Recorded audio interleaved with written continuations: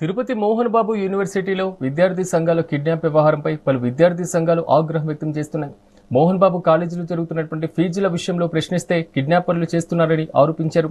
వీళ్ళను ప్రోత్సహిస్తున్నటువంటి పీఆర్ఓ సతీష్ పై మోహన్ బాబు, మంచు విష్ణు అరెస్టు చేయాలని డిమాండ్ చేశారు. అయితే లేని పక్షంలో విద్యార్థి సంఘాలతో ఆందోళనకు సిద్ధమవుతామంటూ విద్యార్థి సంఘాల నేతలు హెచ్చరించారు. జరుగుతున్న ఫీజుల దోపిడీ మీద 2023 సంవత్సరం అక్టోబర్ నెలలోనే ఆంధ్రప్రదేశ్ ఉన్నత విద్యా మండలి అదేవిధంగా ఫీజు రెగ్యులేషన్ కమిటీకి ఇద్దరు కూడా ఫిర్యాదులు చేయడం జరిగింది.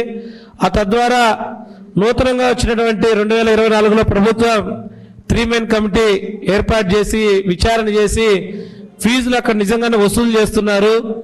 2022, 23, 24 విద్యా సంవత్సరానికి సంబంధించి విద్యార్థుల నుంచి అధికంగా వసూలు చేసిన ఫీజులు సుమారుగా 27 కోట్ల రూపాయలు అని చెప్పేసి కూడా ప్రభుత్వానికి ఆంధ్రప్రదేశ్ ఉన్నత విద్యా మండలి సిఫారసు చేస్తూనే అదేవిధంగా యూనివర్సిటీని కూడా ప్రభుత్వము స్వాధీనం చేసుకోవాలని ప్రభుత్వానికి ఆ రోజు Andhra Pradesh state council of higher education ఇచ్చింది.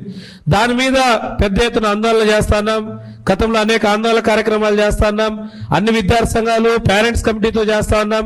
ఉన్నటువంటి మోహన్ బాబు గారు విష్ణును దీన్ని ప్రభుత్వం తీసుకొచ్చిందని చెప్పేసి హైకోర్టులో పిటిషన్ వేశారు. స్వయాన రాష్ట్ర ప్రభుత్వం కక్షపూరితంగా కట్టని చెప్పేసి విష్ణు స్వయాన కోర్టుకు వెళ్లారు. దాంట్లో మేము విద్యార్థి సంఘం కూడా ఇంప్లీడ్ అయిన తర్వాత గత నెలలోనే డిసెంబర్లో కేసు విత్డ్రా చేసుకుని మొత్తం విద్యార్థులు ఫీజు చెల్లిస్తామన్నాడు.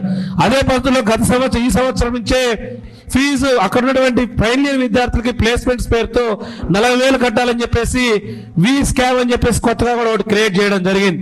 అంటే విద్యార్థుల గతంలో మెస్ బిల్లులు 20,000, మోహన్ మంత్ర పేరుతో 1,000 రూపాయలు, అదేవిధంగా స్కూల్ యూనిఫామ్ పేరుతో 10,000 రూపాయలు, తర్వాత ప్లేస్మెంట్స్ పేరుతో 40,000 రూపాయలు యథేచ్ఛగా మళ్ళీ కూడా ఫీజులు దోపిడీ జరుగుతాయి.